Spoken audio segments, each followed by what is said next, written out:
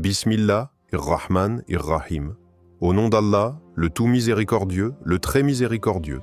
Assalamu alaykum wa rahmatullahi wa barakatuh. Que la paix, la miséricorde et les bénédictions d'Allah soient si soient sur vous tous. Avez-vous déjà ressenti, à un moment de votre vie, que quelque chose vous poussait à réfléchir différemment? Que des événements semblaient se produire au bon moment, comme s'ils étaient orchestrés par une force invisible? Vous êtes-vous déjà demandé si Allah vous parlait réellement? Dans un monde où les distractions sont omniprésentes et où le bruit du quotidien noie souvent notre réflexion, il est légitime de se poser cette question essentielle. Allah nous parle-t-il? Et si oui, comment pouvons-nous l'entendre? La parole d'Allah est au cœur de la foi islamique. Le Coran est décrit comme la révélation divine transmise au prophète Muhammad, paix et bénédiction sur lui. Mais la communication entre Allah et ses créatures ne s'arrête pas là. Beaucoup de croyants témoignent d'expériences où ils ressentent une connexion spirituelle, une guidance intérieure, une réponse à leurs prières. Ces moments sont-ils des signes qu'Allah leur parle? Ou est-ce simplement le fruit de leur imagination? Dans cette vidéo, nous allons explorer cette question en profondeur. Nous verrons comment Allah a parlé aux prophètes et à l'humanité à travers les âges. Le Coran comme parole vivante d'Allah adressée à tous les croyants. Les signes et messages subtils qu'Allah envoie dans nos vies quotidiennes. Le rôle de la prière et de la foi dans notre capacité à comprendre ces messages. Les malentendus et confusions à éviter lorsqu'on cherche à entendre Allah. Notre objectif n'est pas seulement d'apporter des réponses, mais aussi de vous inviter à réfléchir profondément à votre propre relation avec Allah. Peut-être qu'à la fin de cette vidéo, vous verrez les choses sous un nouvel angle, et qui sait, peut-être qu'Allah vous a déjà parlé sans que vous ne vous en rendiez compte. Préparez-vous à un voyage spirituel, enrichissant et inspirant. Avant de commencer cette vidéo, n'oubliez pas de liker cette vidéo, car cela nous donne beaucoup de force pour continuer à partager du contenu bénéfique. Et je vous invite à vous abonner à notre chaîne et d'activer la cloche de notification pour rester informé de nos prochaines publications sur la foi islamique. Partagez-la avec vos proches et laissez un commentaire pour me dire ce que vous en pensez. Merci et bonne vidéo. La communication divine dans l'islam. L'islam enseigne qu'Allah est proche de ses serviteurs et qu'il leur parle de différentes manières. Cependant, cette communication ne se fait pas de la même façon qu'entre deux êtres humains. Allah est transcendant et sa parole atteint l'homme selon sa sagesse et son décret. Mais alors, comment Allah communique-t-il avec nous? Premier, le concept de la révélation, wahi. Le mot wahi, al-wahi en arabe, désigne la révélation divine, une communication spéciale qu'Allah adresse à ses prophètes pour guider l'humanité. C'est un mode de transmission unique destiné à enseigner la vérité absolue et à éclairer les hommes sur le droit chemin. Allah dit dans le Coran: « Nous ne t'avons envoyé qu'en tant qu'annonciateur et avertisseur. » Sourate 25, verset 56. La révélation est un acte de miséricorde d'Allah, permettant aux croyants de connaître leur Créateur et de comprendre leur mission sur terre. 2. Les différentes formes de communication divine. Allah parle à ses serviteurs de plusieurs manières, selon sa sagesse et son décret. Révélation directe. Allah a parlé directement à certains prophètes sans intermédiaire. C'est un honneur rare qui a été accordé, par exemple, à Moussa, Moïse, paix sur lui. Le Coran rapporte cet échange unique et Allah a parlé directement à Moïse, sourate 4, verset 164. À travers l'ange Jibril, Gabriel, c'est la méthode la plus courante par laquelle Allah a transmis sa révélation. L'ange Jibril, Gabriel, apportait la parole divine aux prophètes, notamment au prophète Muhammad, sous forme de versets coraniques. Allah dit « Quiconque est ennemi de Jibril, c'est lui qui, avec la permission d'Allah, a fait descendre sur ton cœur le Coran. » sourate 2, verset 97. L'inspiration spirituelle. Ilham. Allah peut inspirer certaines pensées ou intuitions à ses serviteurs sans qu'il s'agisse d'une révélation formelle. Il a inspiré la mère de Moussa, paix sur lui, à placer son bébé dans le Nil. Et nous révélâmes à la mère de Moïse, allaite-le. Sourate 28, verset 7. Les rêves véridiques. Le prophète a dit « Le rêve véridique est une partie des 46 parties de la prophétie. » Boukhari, Muslim. Certains prophètes ont reçu des messages divins par le biais de rêves, comme Ibrahim, paix sur lui, lorsqu'il a vu en songe qu'il devait sacrifier son fils Ismaël.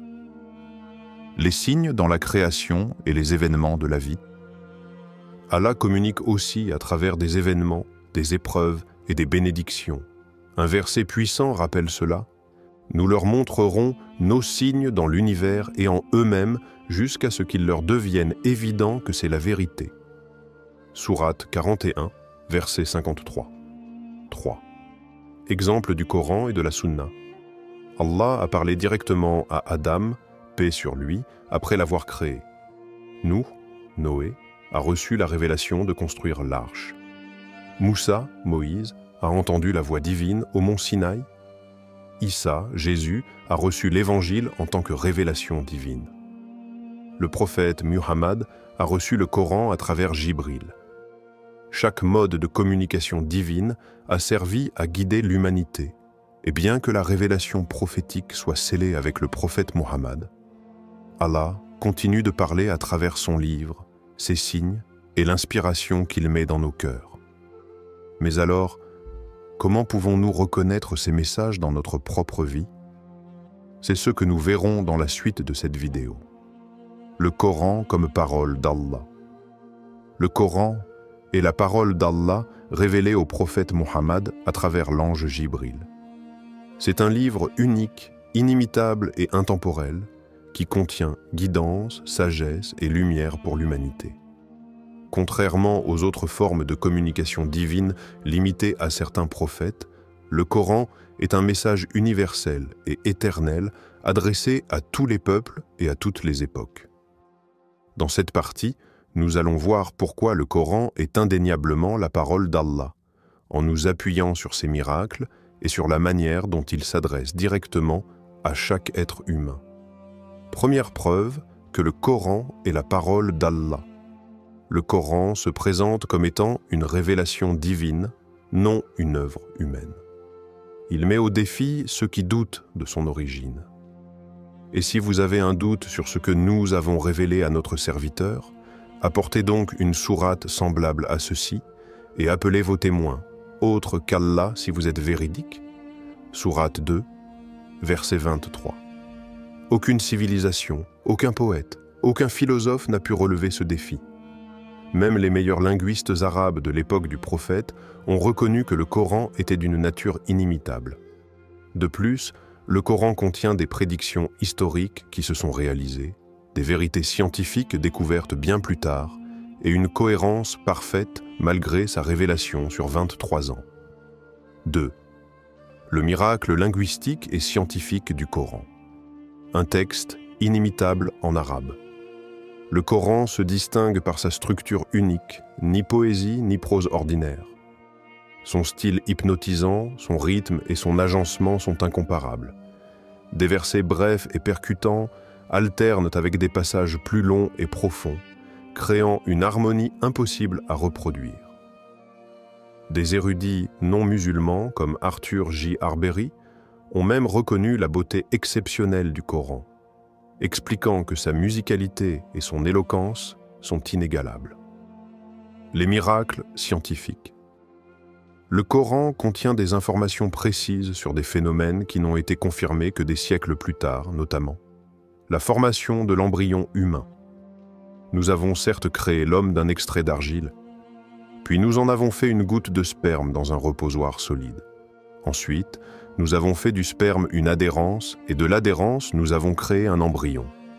Sourate 23, versets 12 à 14.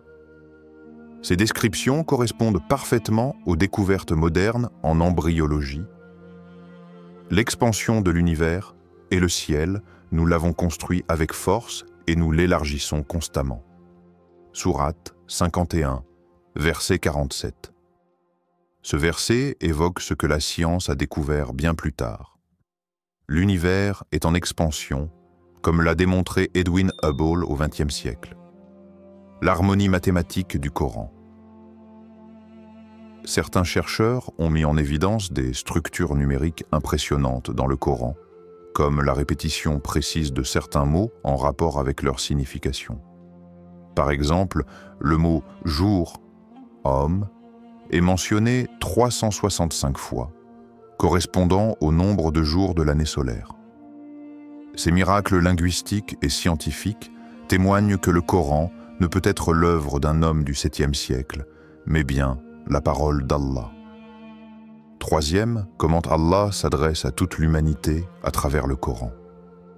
Le Coran ne parle pas uniquement aux croyants de l'époque du prophète, mais à toute l'humanité à travers le temps et l'espace. Un message universel. Contrairement aux révélations précédentes adressées à des peuples spécifiques, le Coran s'adresse à tous.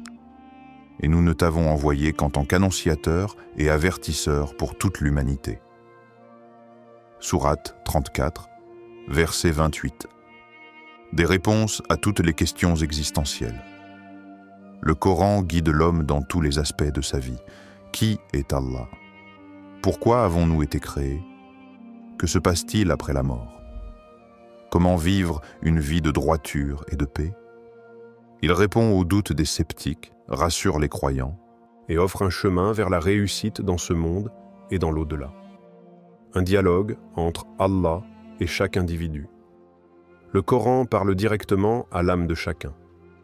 Il s'adresse aux croyants, aux hypocrites, aux mécréants, aux oppresseurs, aux pieux. Chaque personne peut y trouver des versets qui lui parlent spécifiquement. En vérité, c'est nous qui avons fait descendre le rappel et c'est nous qui en sommes gardiens. Sourate 15, verset 9. Ce verset souligne que le Coran est protégé de toute altération, garantissant que chaque mot qui nous parvient aujourd'hui est exactement celui révélé au prophète Muhammad. Conclusion. Le Coran est bien plus qu'un livre ancien. Il est la parole vivante d'Allah, un guide intemporel et un miracle accessible à tous. Son inimitabilité linguistique et scientifique prouve son origine divine. Son contenu universel et intemporel fait qu'il s'adresse à chacun de nous, peu importe l'époque ou le lieu. Il est une preuve que la communication divine continue et qu'Allah nous parle encore aujourd'hui à travers ces versets. Si nous voulons entendre Allah, nous devons écouter et méditer sur le Coran, car chaque mot qui s'y trouve est un message direct de notre Créateur.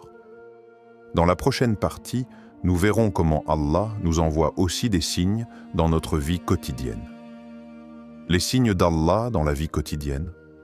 Allah, dans sa sagesse infinie, ne cesse de nous envoyer des signes pour nous rappeler sa présence et nous guider vers le droit chemin. Cependant, beaucoup de gens passent à côté de ces signes, les attribuant au hasard ou ne prenant pas le temps de les méditer. Pourtant, le Coran nous enseigne que chaque détail de notre vie peut être un message d'Allah, une communication subtile mais puissante.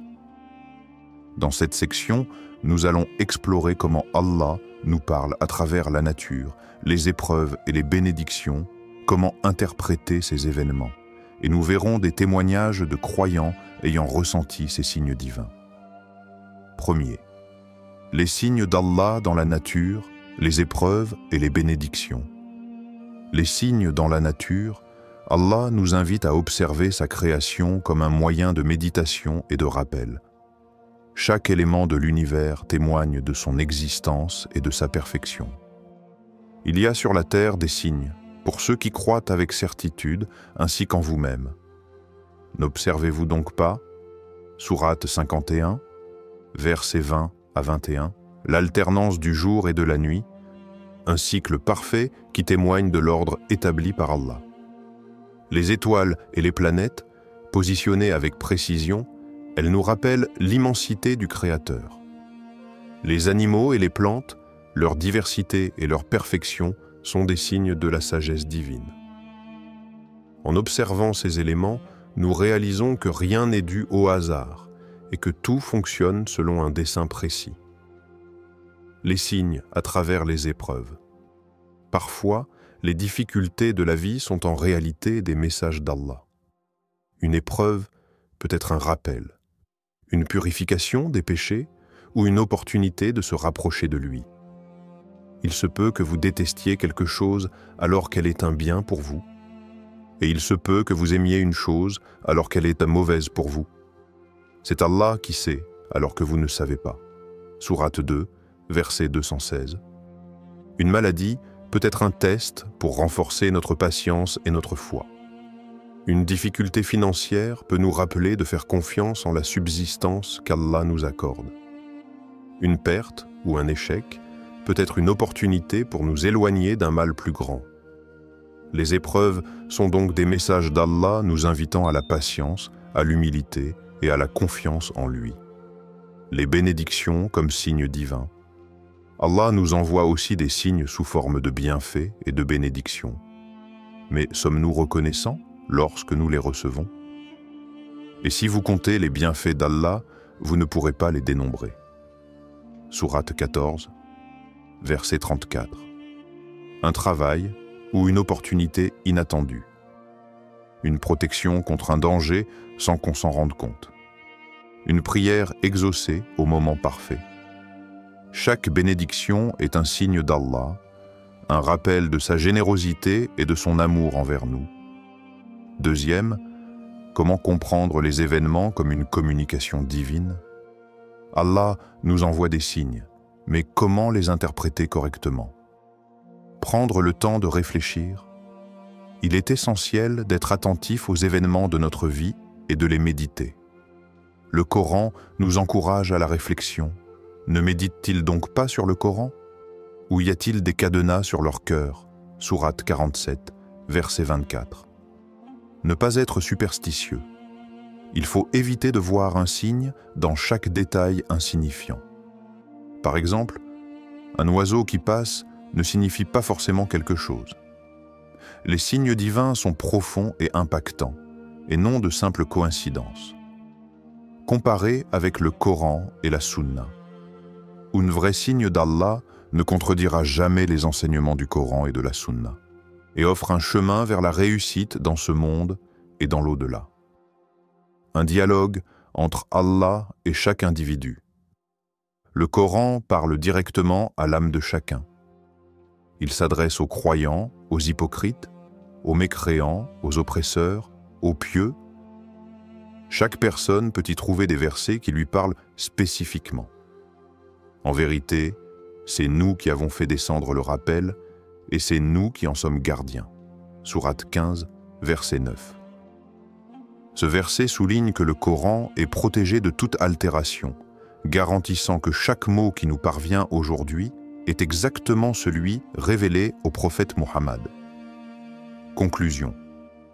Le Coran est bien plus qu'un livre ancien. Il est la parole vivante d'Allah, un guide intemporel et un miracle accessible à tous. Son inimitabilité linguistique et scientifique prouve son origine divine. Son contenu universel et intemporel fait qu'il s'adresse à chacun de nous, peu importe l'époque ou le lieu. Il est une preuve que la communication divine continue et qu'Allah nous parle encore aujourd'hui à travers ces versets. Si nous voulons entendre Allah, nous devons écouter et méditer sur le Coran, car chaque mot qui s'y trouve est un message direct de notre Créateur. Dans la prochaine partie, nous verrons comment Allah nous envoie aussi des signes dans notre vie quotidienne. Les signes d'Allah dans la vie quotidienne. Allah, dans sa sagesse infinie, ne cesse de nous envoyer des signes pour nous rappeler sa présence et nous guider vers le droit chemin. Cependant, beaucoup de gens passent à côté de ces signes, les attribuant au hasard ou ne prenant pas le temps de les méditer. Pourtant, le Coran nous enseigne que chaque détail de notre vie peut être un message d'Allah, une communication subtile mais puissante. Dans cette section, nous allons explorer comment Allah nous parle à travers la nature, les épreuves et les bénédictions, comment interpréter ces événements, et nous verrons des témoignages de croyants ayant ressenti ces signes divins. Premier, les signes d'Allah dans la nature, les épreuves et les bénédictions. Les signes dans la nature, Allah nous invite à observer sa création comme un moyen de méditation et de rappel. Chaque élément de l'univers témoigne de son existence et de sa perfection. Il y a sur la terre des signes pour ceux qui croient avec certitude, ainsi qu'en vous-même. N'observez-vous donc pas? Sourate 51, versets 20 à 21. L'alternance du jour et de la nuit, un cycle parfait qui témoigne de l'ordre établi par Allah. Les étoiles et les planètes, positionnées avec précision, elles nous rappellent l'immensité du Créateur. Les animaux et les plantes, leur diversité et leur perfection sont des signes de la sagesse divine. En observant ces éléments, nous réalisons que rien n'est dû au hasard et que tout fonctionne selon un dessein précis. Les signes à travers les épreuves. Parfois, les difficultés de la vie sont en réalité des messages d'Allah. Une épreuve peut être un rappel, une purification des péchés ou une opportunité de se rapprocher de lui. Il se peut que vous détestiez quelque chose alors qu'elle est un bien pour vous. Et il se peut que vous aimiez une chose alors qu'elle est mauvaise pour vous. C'est Allah qui sait, alors que vous ne savez pas. Sourate 2, verset 216. Une maladie peut être un test pour renforcer notre patience et notre foi. Une difficulté financière peut nous rappeler de faire confiance en la subsistance qu'Allah nous accorde. Une perte ou un échec peut être une opportunité pour nous éloigner d'un mal plus grand. Les épreuves sont donc des messages d'Allah nous invitant à la patience, à l'humilité et à la confiance en lui. Les bénédictions comme signes divins. Allah nous envoie aussi des signes sous forme de bienfaits et de bénédictions.